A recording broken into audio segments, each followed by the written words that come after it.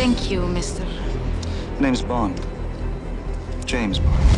Hollywood के मशहूर किरदार का नाम है James bond. Hello? Mr. White, we need to talk. Who is this?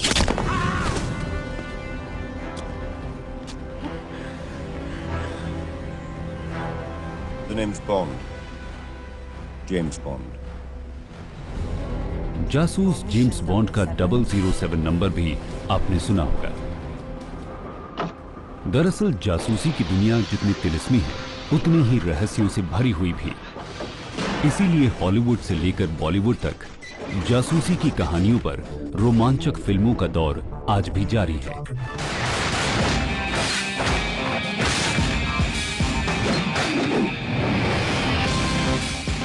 Real life में जासूसों का किरदार बेहद आकर्षक अंदाज में पेश किया जाता है। टाइगर को हमने बनाया है। लेकिन रियल लाइफ के जिस जासूस की बात आज हम व्यक्ति विशेष में करेंगे, वो न तो हवाओं में उड़ता था और न ही आसमान में तैरता नजर आता था।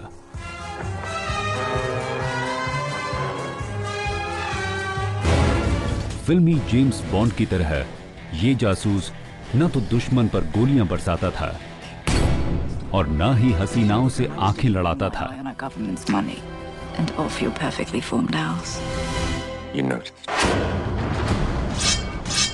लेकिन अपनी हिम्मत और जज्बे से उसने जासूसी की दुनिया में ऐसी मिसालें कायम कर दी, जिन्होंने उन्हें आज बना दिया है देश का रियल जेम्स बॉन्ड।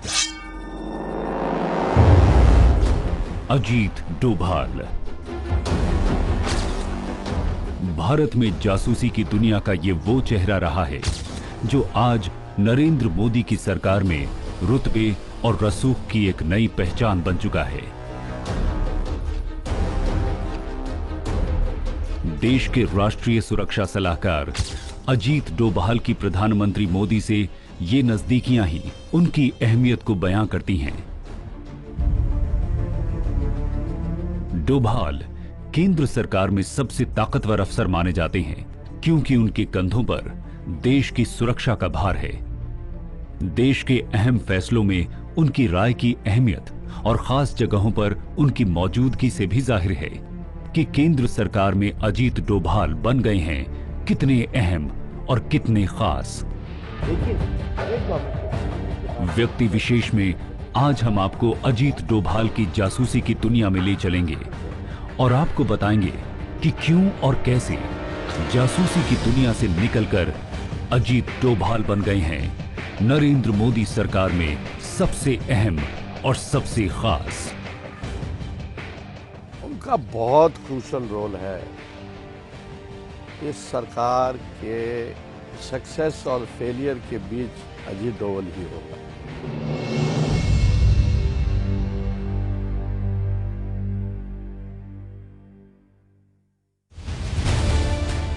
देश के 5वें सुरक्षा सलाहकार अजीत डोभाल आज प्रधानमंत्री नरेंद्र मोदी के राइट हैंड मैन माने जाते हैं, लेकिन उनके इतने ऊंचे रुतबे के पीछे संघर्ष की उतनी ही बड़ी एक दास्तां भी दर्ज है।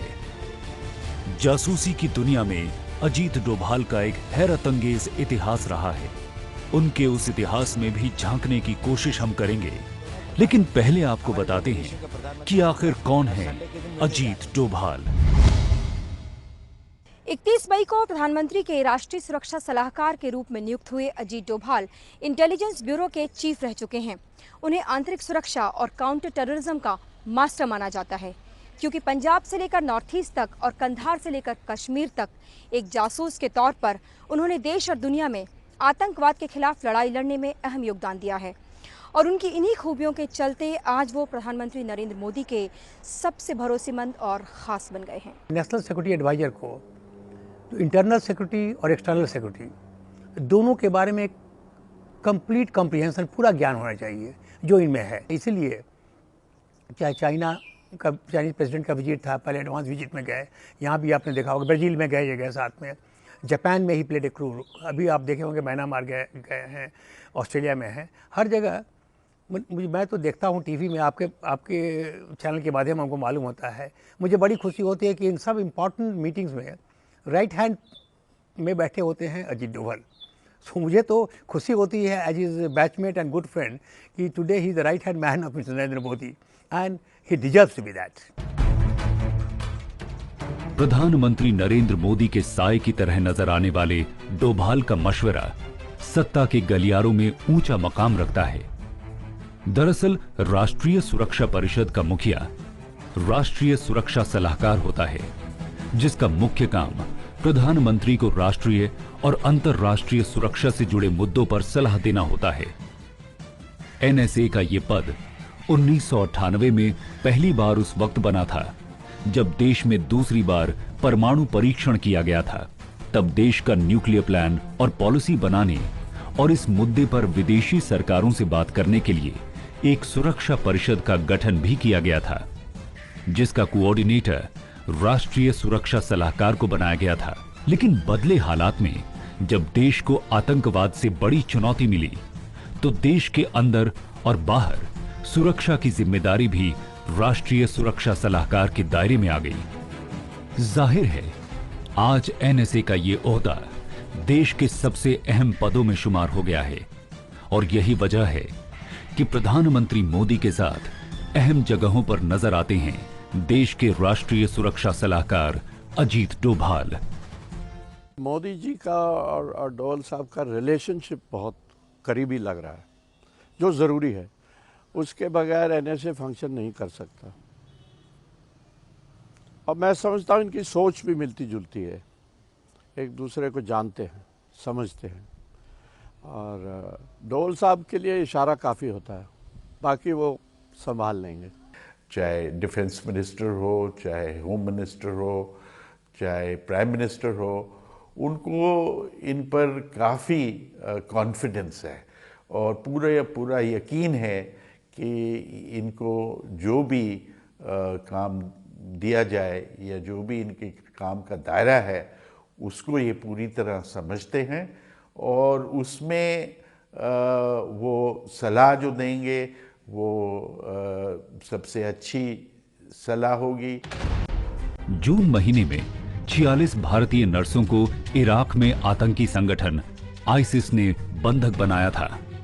नर्सों की वापसी को लेकर उस वक्त खूब हंगामा भी मचा था। तब पर्दे के पीछे नर्सों की सुरक्षित वापसी के लिए जो ऑपरेशन चला, उसके मास्टरमाइंड थे राष्ट्रीय सुरक्षा सलाहकार अजीत डोभाल। पड़ोसी देशों के साथ रिश्तों की नई शुरुआत हो या पश्चिमी देशों के साथ संबंधों का नया दौर, जानकार मानते हैं कि इस पूरी कवायद के पीछे राष्ट्रीय सुरक्षा सलाहकार अजीत डोभाल का दिमाग ही काम कर रहा है। सीमा पर पाकिस्तान को करारा जवाब देने की केंद्र की नीति हो या फिर देश के अंदर आतंकवाद के खिलाफ लड़ाई, एनएसए अजीत डोभाल हर मोर्चे पर आगे नजर आए हैं।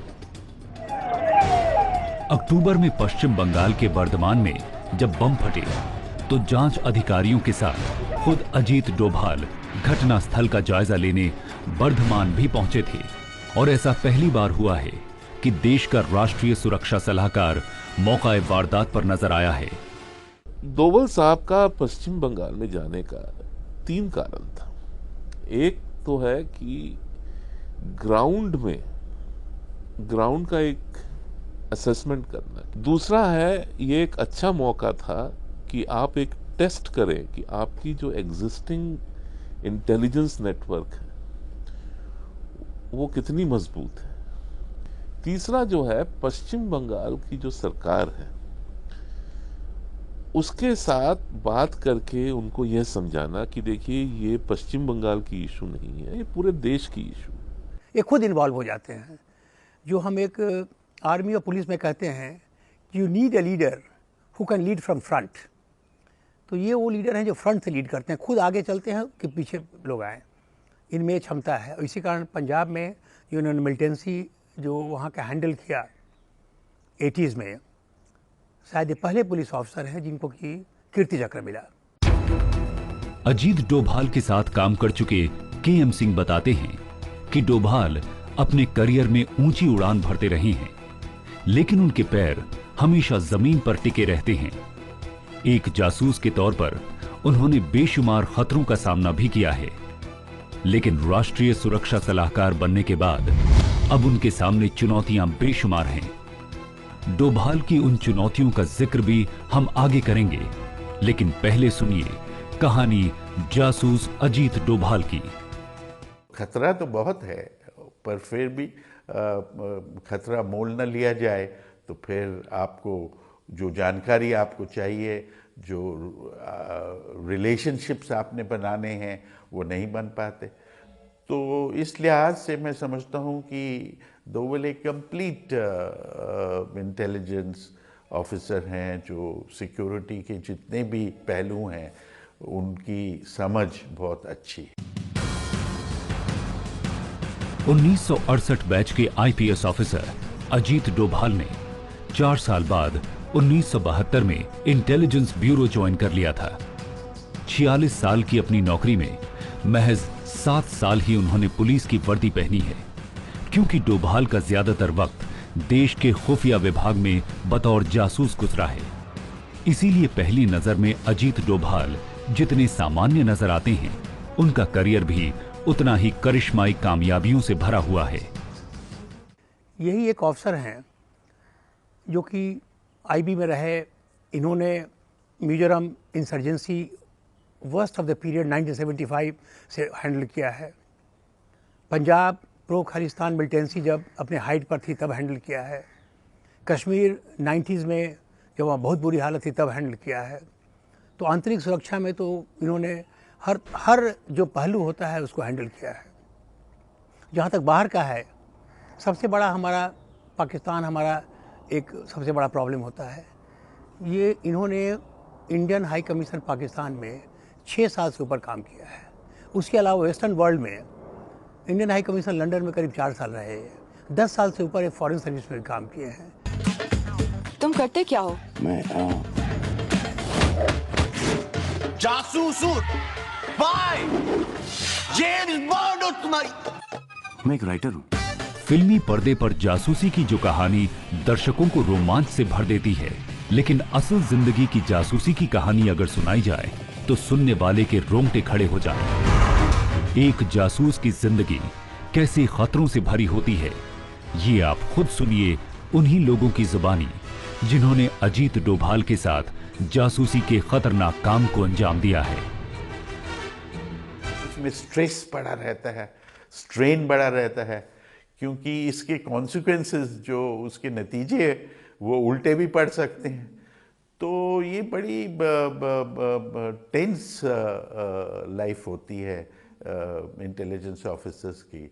रिस्क तो होता ही है, लोनलीनेस बहुत ज़्यादा होती है, क्योंकि आप अकेले रहते हैं और जो चीज़ें आपको मालूम है आप किसी के साथ शेयर नहीं कर सकते।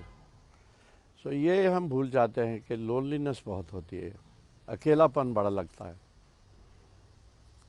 और जब चीज़ें आपके हक में जा रही हों, आपके फेवर में जा रही हों, तो बड़ा मज़ा आता है। जब चीज़ें आपके खिलाफ या गलत होने लगता है तो फिर वो जो अकेलापन है वो बहुत बढ़ जाता है।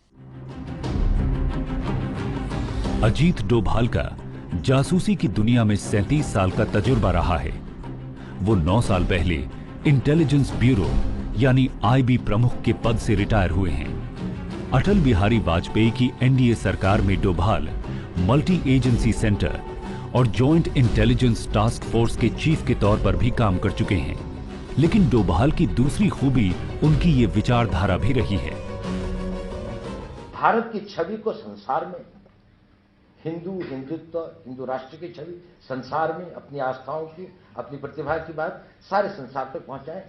एक स्तर पर वो था। एक दूसरा बैटल फ्रंट था जिसमें कि हम देश के अंदर में, समाज के अंदर में जो देश के लोग हैं इनके अंदर अपने स्वाभिमान, अपनी धर्म के प्रति जागरूकता और अपना एक संगठन पैदा कर सकें। और तीसरा कि एक राष्ट्रीयता की भावना पैदा करके हम इस राष्ट्र को, राष्ट्र के निर्माण में एक संगठित राष्ट्र, संगठित समाज के द्वारा एक आज़ादी का प्रयास करें। अजीत डोभाल का झुकाव हिंदुत्ववादी विचारधारा की ओर माना जाता है।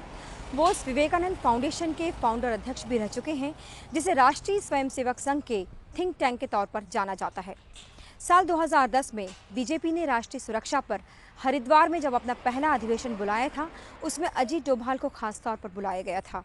यानी आरएसएस और बीजेपी से उनकी करीबियत पुरानी है। I had raised the issue of Indian monies stashed abroad.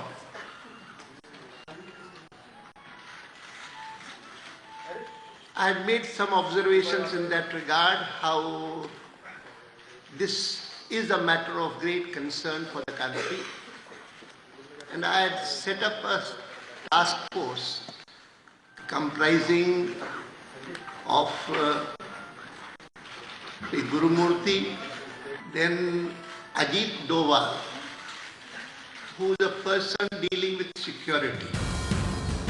Atal Bihari Vajpayee की एनडीए सरकार में अहम पदों पर रहे अजीत डोभाल लाल कृष्ण आडवाणी के भी करीबी माने जाते हैं। कहा जाता है कि अगर 2009 में बीजेपी चुनाव जीतती और आडवाणी प्रधानमंत्री बनते तो राष्ट्रीय सुरक्षा सलाहकार की जिम्मेदारी अजीत डोभाल को ही सौंपी जानी तय थी। मैं ये नहीं कह रहा कि सलाहकार कोई भी कुछ भी कह दे और सरकार उसको मान ले, ऐसा होता भी नहीं है। उसकी एक प्रॉपर असेसमेंट होती है, उसके ऑप्शंस होते हैं। ये भी सही है कि अभी की जो सरकार है, इस सरकार के साथ नेशनल सिक्योरिटी एडवाइजर की एक अंडरस्टैंडिंग कहिए या एक जो रिलेशनशिप होता है ट्रस्ट का, वो भी है, पहले से था। इनके करीबी थे, तो इन सब बातों का भी एक असर होता है। लेकिन प्रधानमंत्री नरेंद्र मोदी और भारतीय जनता पार्टी से अजीत डोभाल की करीबियत से कहीं ज्यादा अहम उनकी काबिलियत है। डोभाल खुफिया जगत में सीधी कार्रवाई करने वाले सबसे तेज तर्रार अधिकारियों में शुमार किए जाते रहे हैं और अपनी ऐसी ही साफ समझ की बदौलत अजीत डोभाल ने अटल बिहारी वाजपेयी सरकार को भी एक बड़े संकट से उभारा था।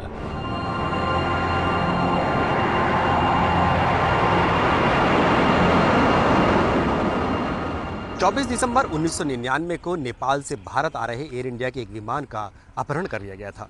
एयर इंडिया की फ्लाइट IC-814 को हाईजैक कर आतंकवादी अफगानिस्तान के शहर कंधार ले गए थे। उस समय भारत सरकार एक बड़े संकट में फंस गई थी, क्योंकि विमान में 176 भारतीय सवार थे। अफगानिस्तान में उन दिनों तालिबान की हुकूमत थी, जिसे भारत सरकार ने मान्यता नहीं दी थी। कांधार एयरपोर्ट पर भारतीय जहाज को तालिबान कमांडो ने चारों तरफ से घेर रखा था। इसीलिए ये मामला और भी ज्यादा पेचीदा हो गया था। ऐसे हालात के बीच उन आतंकवादियों से बातचीत भी मुश्किल हो गई थी, जो यात्रियों के बदले भारतीय जेलों में कैद 35 आतंकवादियों को रिहा करने की मांग कर रहे थे। अजीत डोभाल जी गए थे, जो रिलीफ प्लेन गई थी कंधार में, जो हॉस्टेज को वापस लाने के लिए। साइमल्टेनियसली एक टाइम में एक भी कोशिश भी था कि हम कुछ रेस्क्यू कर सकते हैं कि नहीं, और उसके लिए कहते हैं लोग कि भाई 15-20 कमांडोज भी थे रिलीफ प्लेन में, और अगर दिल्ली से कुछ ग्रीन लाइट आई तो हम हो सकता था कि हम कुछ उसी टाइम कुछ अटैक करके उनको रेस्क्यू करें। लेकिन वो प्लान कामयाब नहीं हुआ, क्योंकि दिल्ली से कोई ग्रीन लाइट या हरी झंडी नहीं आई इस इनिशिएटिव को आगे बढ़ाने के लिए। कंधार में हाईजैकिंग का यह पूरा ड्रामा 7 दिनों तक चलता रहा, और इधर देश में सरकार पर यात्रियों को सुरक्षित वापस लाने का दबाव बढ़ता जा रहा था। ऐसे मुश्किल हालात में अजीत डोभाल ने सरकार और आतंकवादियों के बीच बातचीत में अहम भूमिका निभाई थी, और सरकार महज 3 आतंकवादियों की रिहाई के बदले 176 भारतीयों को सुरक्षित वापस लाने में कामयाब रही। 814 में ज़्यादा एलेबोरेशन का स्कोप है नहीं, क्योंकि हमारे जो ऑप्शन थे वो बंद हो चुके थे। एक ही चीज़ थी कि वो जो हमारे लोग वहाँ फंसे हुए थे उस जहाज़ में, उनको वापस कैसे लाना है, और कम से कम प्राइस पे, और वो उन्होंने करवाया डोभाल साहब ने। सिर्फ डोभाल साहब नहीं, और भी थे, हमारे साहिब साहब भी थे, विवेक काटजू भी थे, और भी ये नेचल संधू भी थे जो बाद में DIB बने, और मुझे याद आता है वो अपने आनंद आदमी भी थे। तो बहुत सारे लोग थे, टीम वर्क था।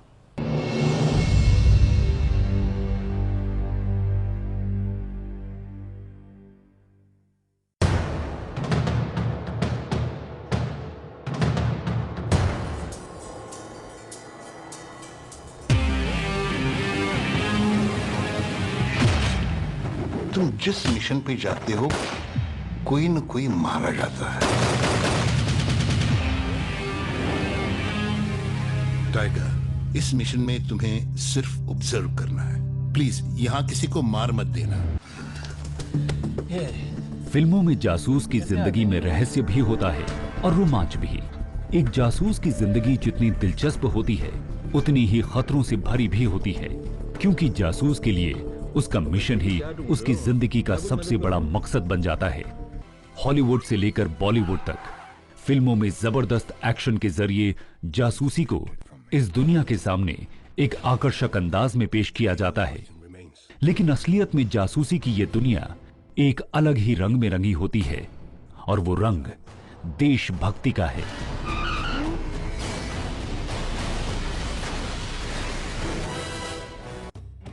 देश के लिए जान की बाजी लगा देने का जज्बा लिए जब एक जासूस अपने मिशन पर निकलता है तो उसके पीछे छूट जाता है उसका परिवार और पूरा समाज।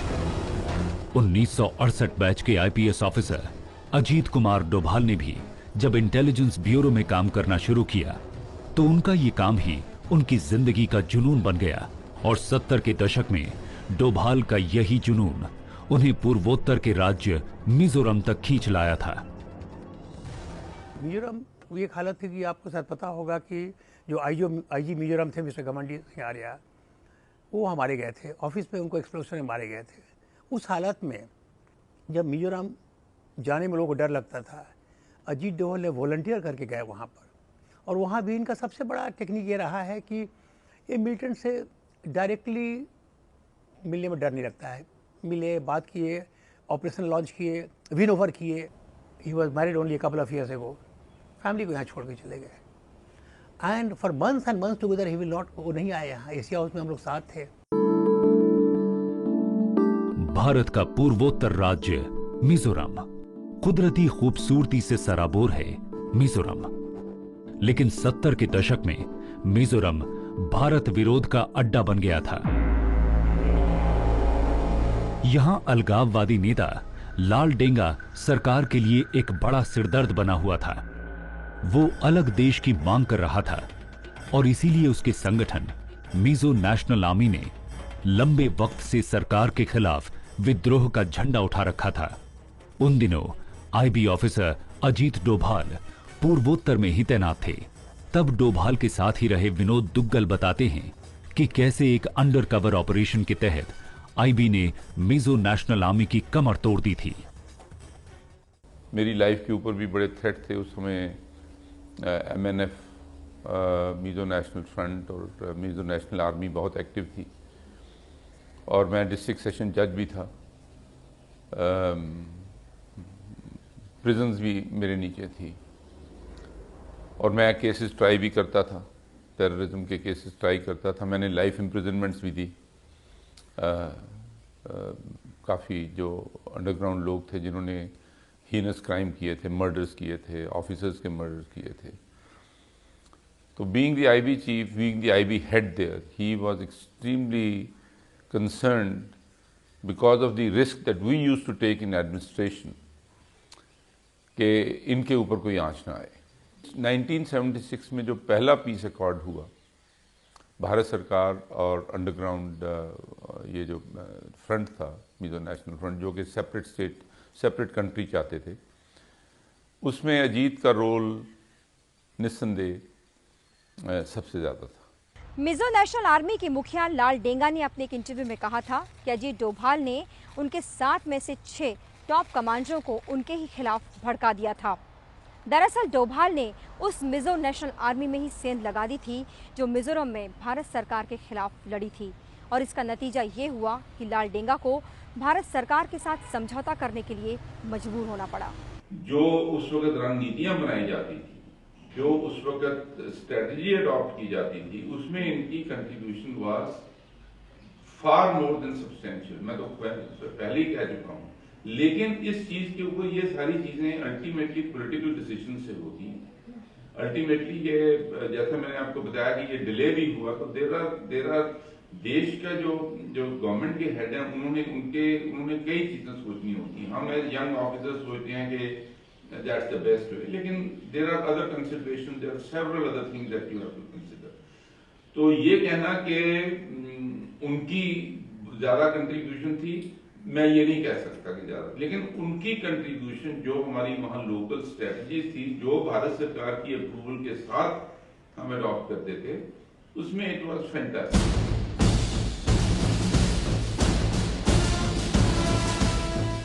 एक इंटेलिजेंस ऑफिसर के तौर पर अजीत डोभाल अपने विरोधियों पर मनोवैज्ञानिक असर डालने में महारत रखते हैं। 90 के दशक में जब कश्मीर आतंकवाद की आग में झुलस रहा था, तब ऐसे खतरनाक हालात में डोभाल ने पाक समर्थित आतंकवादी संगठनों की कमर तोड़ कर रख दी थी। डोभाल के बैचमेट रहे KM सिंह वो पूरी कहानी बताते हैं कि कैसे डोभाल ने कश्मीर में आतंकवादियों को ही आतंकवादियों के खिलाफ इस्तेमाल किया था। जब कश्मीर में मिलिटेंसी शुरू हुई तो पाकिस्तानियों ने एक इम्प्रेशन दिया, चाहे JKLF वाले थे या बाकी भी मिलिटेंट ऑर्गेनाइजेशन को, कि आप वहाँ इंसर्जेंसी शुरू करो, मिलिटेंसी शुरू करो, और जब एक लेवल तक पहुँच जाएगा तो हम लोग आके आपको हेल्प करेंगे और आपको लिबरेट आज़ाद करा देंगे। तो ये जो मूवमेंट चल रहा था, इसमें मारे जा रहे थे कश्मीरी, मारे जा रहे थे सिक्योरिटी फोर्सेस वाले, पाकिस्तान का सिर्फ पैसा खर्चा हो रहा था। तो उनके लिए cheapest and the best operation था टू ब्लीड इंडिया, इंडिया को ब्लीड कराने के लिए। उस हालत में जाके इन्होंने जो एक मिलिटेंट के साथ राब्ता और लोगों के साथ, आम कश्मीरियों के साथ राब्ता कायम करके उनको एक कन्विंस कराना कि आप मारे जा रहे हो, आपके लोग मारे जा रहे हैं, जनरेशन ख़राब हो रही है, पाकिस्तान आपको बेवकूफ़ बना रहा है, आप इंडिया से बात करो, गवर्नमेंट ऑफ इंडिया से बात करो, जो चाहो आप उसको ओपन टेबल में बात करो। तो एक जो कहते हैं माइंड सेट चेंज करने वाली, वो माइंड सेट चेंज करने वाली एक बहुत बड़ा काम इन्होंने किया। ये पाकिस्तान समर्थित आतंकवादी कूका पैरी की साल 2003 की आखिरी तस्वीरें हैं, जब वो एक आतंकवादी हमले का शिकार बन गया था। कहा जाता है कि कूका पैरी का ब्रेन वॉश कर अजीत डोभाल ने ही उसे और उसके संगठन इख्वान मुस्लिमीन को आतंकवाद के खिलाफ लड़ने के लिए तैयार किया था। डोभाल के इस अंडरकवर ऑपरेशन के बाद ही कश्मीर में राजनीतिक राह भी निकली थी। कश्मीर में 1996 में केंद्र सरकार चुनाव करवाने में कामयाब रही थी। आतंकवादी कूका पैरी ने भी अपनी राजनीतिक पार्टी बनाकर चुनाव में हिस्सा लिया था और वो विधायक भी चुना गया था। लेकिन 2003 में एक आतंकवादी हमले में कूका पैरी मारा गया। डोभाल जो है हार्ड टास्क मास्टर है, वो जो काम अपने हाथ में लेते हैं वो उसकी तह तक जाके उसको पूरा करते हैं। अब कश्मीर में जब मिलिटेंसी 90s में के मिडल में थी तो उन्होंने वहाँ के जो टेररिस्ट थे उनमें उनको विनोर करके क्रॉस द बॉर्डर जो लोग आ रहे थे उनके खिलाफ यूज़ किया था। उसमें एक कूका पैरी नाम का टेररिस्ट था, बाद में उसको गवर्नमेंट की सपोर्ट मिली और उसने बहुत से जो पाकिस्तानी मिलिटेंट थे उनको मारा। बाद में हालांकि उसको भी उन्होंने एक एम्बुश में उड़ा दिया था, लेकिन वो एक नई ट्रेंड मिलिटेंसी में शुरू हुई थी कश्मीर में, और उसका एक ये रिजल्ट हुआ था कि सब एक दूसरे को शक की नज़र से देखने लगे थे और उनमें अफरा तफरी मचनी शुरू हो गई थी। इवन ये सेपरेटिस्ट लीडर्स हैं जो आज ये पाकिस्तान का राग अलाप रहे थे, इनको भी इन्होंने लाइन में ले आए थे और इलेक्शन करा दिया था 96 में। तो डोभाल जो है, जो काम इनको दिया जाता है उनको पूरे हिम्मत से और डेयर डेविल तरीके से करते हैं। कश्मीर में आतंकवाद के खिलाफ ऐसे अभियान और कूका पैरी की बात किस्से कहानियों का हिस्सा रही हैं और इनका कोई आधिकारिक रिकॉर्ड नहीं है। खुद अजीत डोभाल ने भी इस बारे में कभी कुछ नहीं कहा है। इस शो के लिए भी डोभाल ने ABP न्यूज से बात नहीं की है।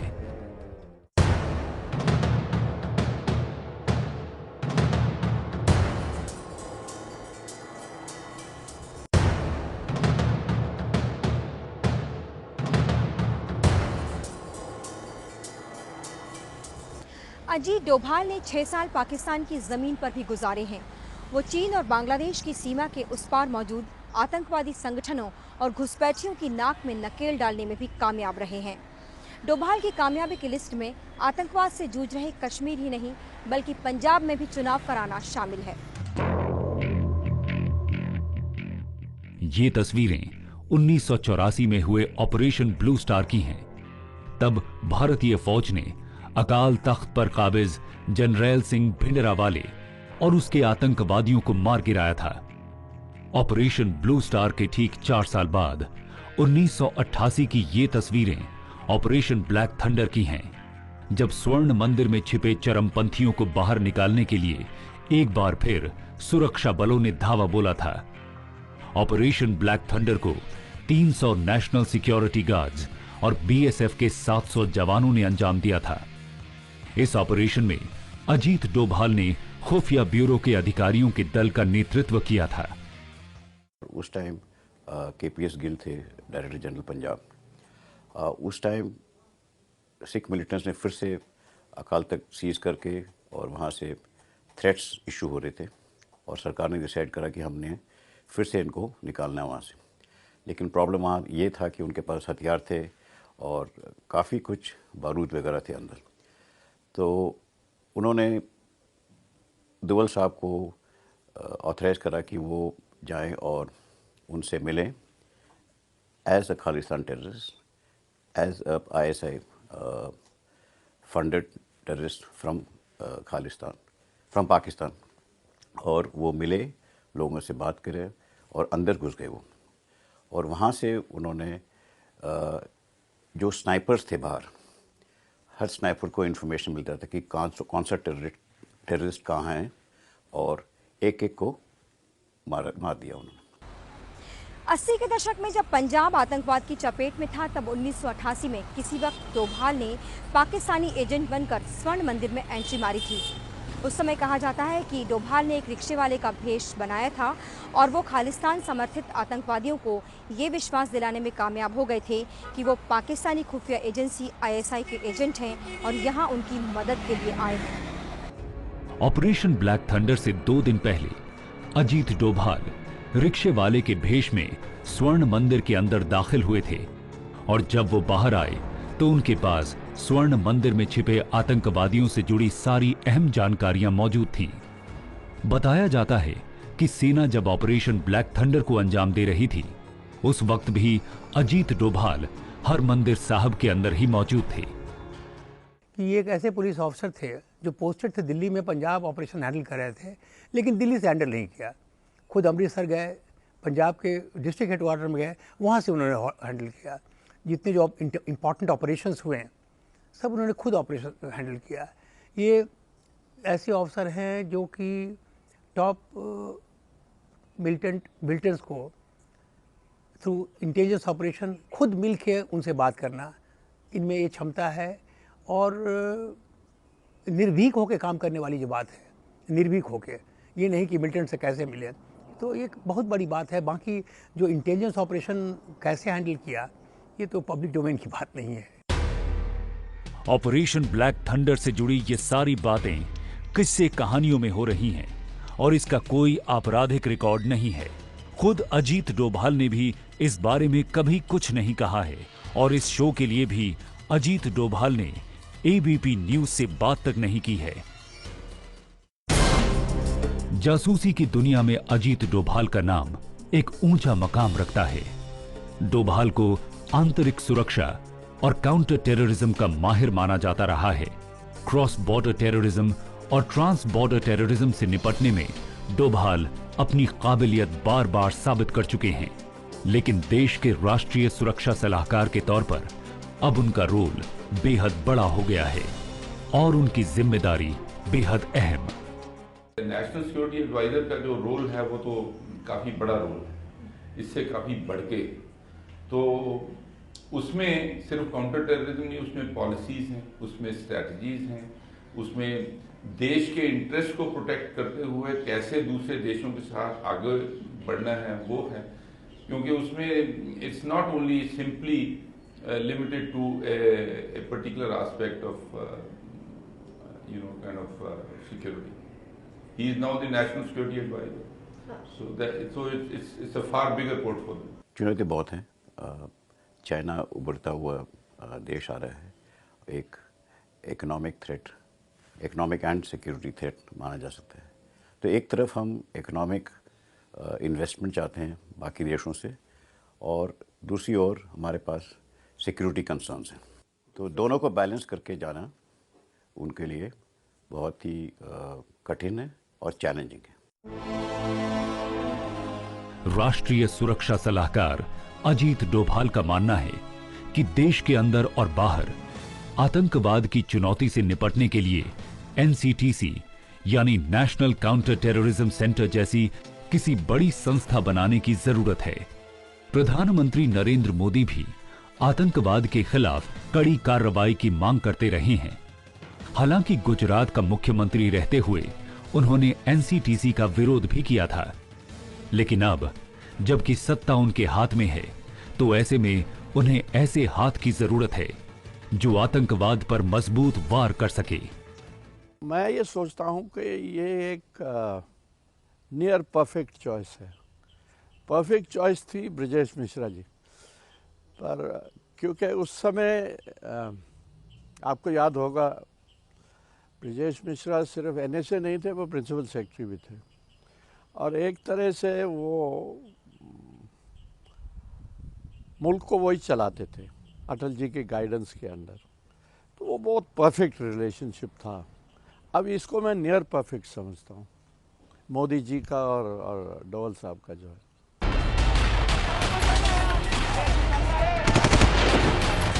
मुंबई पर 26/11 के आतंकवादी हमले के बाद से देश की आंतरिक सुरक्षा एक बार फिर एनएसए के रेडार पर है।